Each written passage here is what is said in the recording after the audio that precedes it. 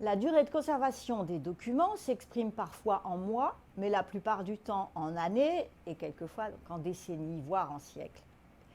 La durée de conservation d'un document archivé est le nombre d'années qui s'écoulent entre le moment où ce document a reçu son statut de document à responsabilité d'entreprise, de document à archiver, de document à conserver, et le moment où ce document sortira de l'ère de responsabilité de cette entreprise ou de cette organisation publique. Les durées de conservation sont définies sur la base d'abord de la réglementation, mais aussi des besoins internes que peuvent avoir les métiers de conserver certaines informations dans la durée. Il ne faut pas confondre durée de conservation et durée de validité. Quand vous signez un document contractuel, c'est pour un certain nombre d'années, par exemple un contrat qui est valide pendant 3 ans. Quand vous prenez une décision ou une procédure, une circulaire, on va préciser qu'elle est valide pendant 1 an, 2 ans, jusqu'à sa révision. Le contrat est valide jusqu'à sa résiliation. Mais une fois cette durée de validité échue, c'est-à-dire une fois que le contrat est résilié, une fois que la procédure est périmée par une procédure suivante, il n'en reste pas moins que le document en question doit être conservé pendant une durée plus longue pour des raisons de risque, de retrouver l'information, de tracer ce qui s'est passé. La durée de conservation ne doit pas être confondue non plus, et c'est plus délicat parce que les deux termes se trouvent dans la loi, avec le délai de prescription. La loi précise pour quelques documents une durée légale de conservation. On le voit notamment avec la durée de 10 ans concernant les documents comptables. On trouve beaucoup dans les codes de loi français en tout cas la notion de prescription, avec un délai de prescription de 30 ans pour l'environnement ou de 5 ans pour le droit commun, etc., qui sont une durée, un nombre d'années, là aussi, pendant lequel on peut intenter une action à une personne qui aurait fait quelque chose qui ne vous conviendrait pas. Mais il faut bien prendre en compte que la durée de conservation s'applique à un document, alors que le délai de prescription s'applique à une action sans préciser dans quel document cette action va être tracée. Et il faut donc transposer les délais de prescription de l'action en durée de conservation. Troisième élément, troisième expression sur laquelle j'attire votre attention, la durée de conservation ne doit pas être confondue avec la durée d'utilité. Ce terme de durée d'utilité n'est pas un terme ni académique ni juridique, c'est un terme du langage courant et il faut se méfier de son sens qui peut varier selon les utilisateurs. Une personne va trouver utile un document parce qu'elle s'en sert tous les jours. On peut aussi considérer que l'utilité au sens large pour l'entreprise est le fondement même de la conservation au titre de l'entreprise, donc de l'archivage.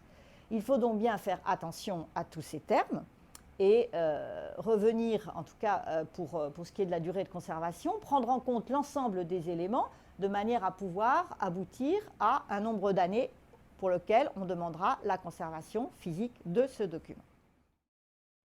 On rencontre parfois l'expression période de rétention. La période de rétention, c'est tout simplement une transposition de l'anglais retention period qui veut dire très précisément durée de conservation.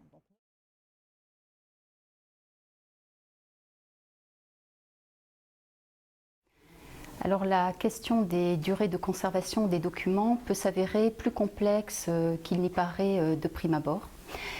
En effet, plusieurs exigences réglementaires ou plusieurs besoins fonctionnels peuvent s'appliquer au même type de documents. En outre, les points de départ des durées de conservation peuvent varier en fonction des exigences. Il s'agit donc d'identifier la durée la plus longue pour la mettre en œuvre.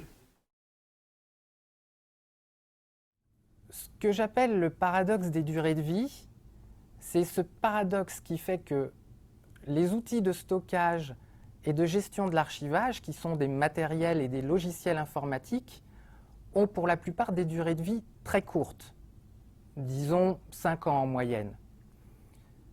Et notre métier et de devoir conserver des documents pour des durées qui sont, elles, beaucoup plus longues, voire très très longues. Pour ce qui concerne la surconservation, il y a ce qu'on appelle les données toxiques.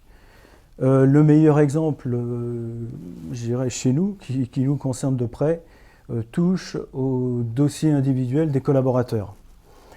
On a dans notre base archive 32 000 dossiers de collaborateurs Bouygues. Et on a en annexe une base qui nous permet de gérer les dossiers individuels d'une filiale qui s'appelle Dragage et Travaux Publics. C'est la plus ancienne société du groupe, pour lesquelles on a 120 000 références de dossiers. Le problème que l'on a actuellement, c'est notre incapacité à, aujourd'hui, faute de temps, faute de moyens humains, de rentrer dans ces dossiers pour effectuer un tri entre ce qui devrait être conservé et ce qui, passé quelques années, devrait être supprimé, notamment toutes les données comment dire, à titre personnel. Hein. Ça c'est un vrai sujet. Et bien évidemment, dans le plan de classement qu'on est en train de mettre en place, pour le dossier individuel, nous aurons, pour un individu donné, deux dossiers. Hein. Un dossier, on va dire, à 5 ans, et un dossier dont la durée de conservation va être de l'ordre de 100 ans, 120 ans, tout dépend des textes que l'on... Enfin, c'est de cet ordre-là, de façon à vraiment pouvoir éliminer ce qui doit l'être et pour être, je veux dire, en conformité avec la CNIL. C'est ça le sujet.